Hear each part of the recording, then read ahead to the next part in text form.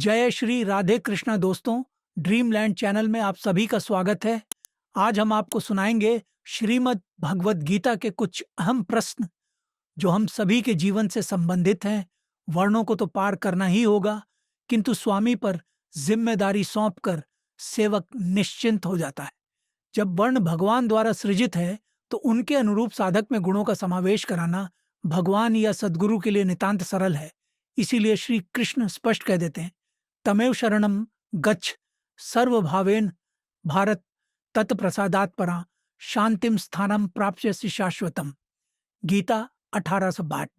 अर्जुन, तू सब प्रकार से उन्हीं परमेश्वर की शरण में जा, उन्हीं की कृपा से ही तू परम शांति एवं शाश्वत स्थान को प्राप्त कर सकेगा। अतः किसी महापुरुष की शरण में रहकर वर्णों को पार करना सुगम है। गीतोक्त वर्ण व्यवस्था के इस विवेचन से कई महत्वपूर्ण निष्कर्ष निकलते हैं। किसका आपको पौर्णमासा भीष्णोस्मयी भगवत प्राप्ति के उपायों का नाम यज्ञ है और उस यज्ञार्थ क्रिया का नाम कर्म है। यज्ञ जिस प्रकार किया जाता है वह कर्म है। कर्माणि प्रविभक्तानि। कर्म को 4 वर्षों में बांटा गया है, न कि मनुष्यों को। गीतोक्त कर्म का अर्थ आराधना है। वर्ण इसी आराधना के 4 सोपान है। एक बार जागृत हो जाने पर यह कर्म तभी पीछा छोड़ता है जब इन चारों वर्णों से गुजर जाए। दो वे सो दो, जो भगवत पट पर नहीं चलता वह किसी भी वर्ण का नहीं है। वह न तो ब्राह्मण है, न क्षत्रिय, न तो वैश्य है, न शूद्र। वर्ण उसके लिए है जो कर्म करता है, आराधना करता है।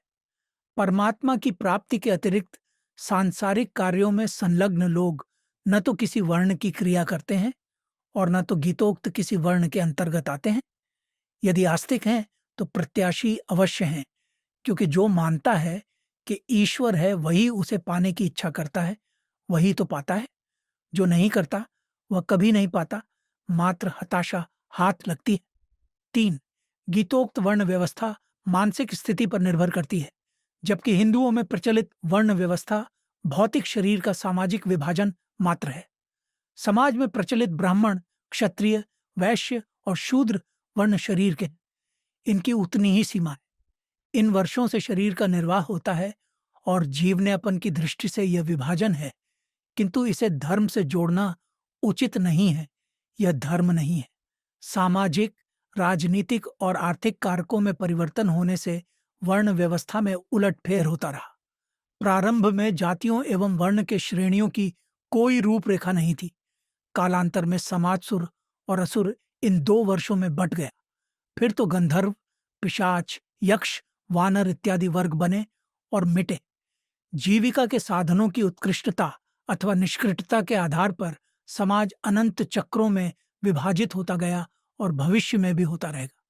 ब्राह्मण, क्षत्रिय अथवा जो भी नाम दिया जाए, उदर पोषण को लेकर समाज में वर्ग बनते ही रहेंगे, किंतु वास्तविक कल्याण के लिए गीतोक्त वर्ण व्यवस्था ही यथार्थ है। मोह से पराधीन होकर मनुष्य स्वयं अपने को नष्ट करता है। कर्म ही व्यक्ति का उन्नायक है और उससे रहित होकर मनुष्य स्वयं ही अपने को नष्ट करता है। गीता का यह दृढ़ निश्चय है। 4, तीनों गुणों के द्वारा कर्म भजन को 4 वर्षों में बांटा गया और इन तीनों गुणों के अंतर्गत ही संपूर्ण संसार है। इससे भगवान ने स्पष्ट कर दिया कि सारा संसार 4 वर्षों के अंतर्गत है। यह उल्लेखनीय है कि योगेश्वर श्री कृष्ण ने 18वें अध्याय में वर्ण विभाग का वर्णन यहीं से प्रारंभ किया कि देवलोक, मृत्युलोक, यावन मात्र सर्व जगत तीनों गुणों से उत्पन्न होकर उन्हीं से कार्य करते हैं। गुण ही ऊंचे नीचे स्वभाव का कारण है और उसी स्वभाव से वर्ण बनते हैं। इस प्रकार संपूर्ण संसार वर्ण धर्म से बाहर नहीं है।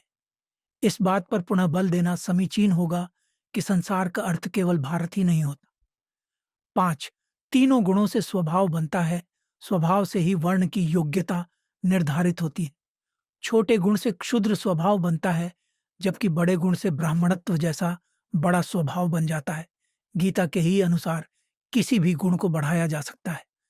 अध्याय 14 के 10वें श्लोक के अनुसार कोई भी गुण शेष 2 गुणों को दबाकर बढ़ाया जा सकता है, बढ़ता घटता है।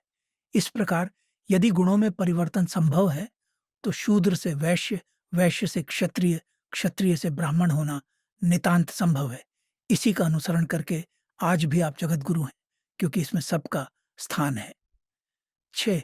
अत्यंत चंचल मन वाले व्यक्ति भी साधना के सही दौर में पड़ने पर संकल्प रहित समाधि की क्षमता वाले देखे गए।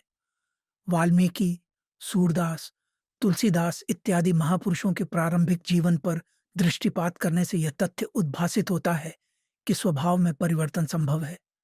उनके जीवन के पूर्वार्ध और उत्तरार्ध के स्वभाव में पूरब और पश्चिम का अंतर पाया जाता है। काम, क्रोध, लोभ से चंचल उनका मन समाधि की क्षमता वाला तथा सरलता से युक्त पाया गया, जो ब्राह्मण के लक्षण है। इस प्रकार यदि स्वभाव में परिवर्तन संभव है तो वर्णों के परिवर्तन में भी संदेह नहीं है। 7. श्री कृष्ण ने अर्जुन को वर्ण परिवर्तन के लिए प्रोत्साहित किया। उन्होंने कहा, अर्जुन, वेद तीनों गुणों तक ही प्रकाश करते हैं अथवा तीनों गुणों तक ही सीमित हैं, इसलिए तू वेदों के बंधन से ऊपर उठ। साथ ही श्री कृष्ण ने ऊपर उठने का तरीका भी बताया कि निर्द्वंद्व, एक रस, सत्व में स्थित हो और योगक्षेम की चिंता न कर, आत्मपरायण बन। श्री कृष्ण के शब्दों में त्रैगुण्य विषया वेदा, निस्त्रैगुण्यो भवार्जुन, निर्द्वंद्वो नित्य सत्वस्थो, निर्योगक्षेम आत्मवान। गीता 2:45। यहाँ प्रश्न खड़ा होता है कि क्या कोई वेदों से ऊपर उठा? वेदों से, गुणों से ऊपर उठना एक ही वस्तु है। पूरा सुनने के लिए बहुत बहुत धन्यवाद। मिलते हैं अगले भाग में।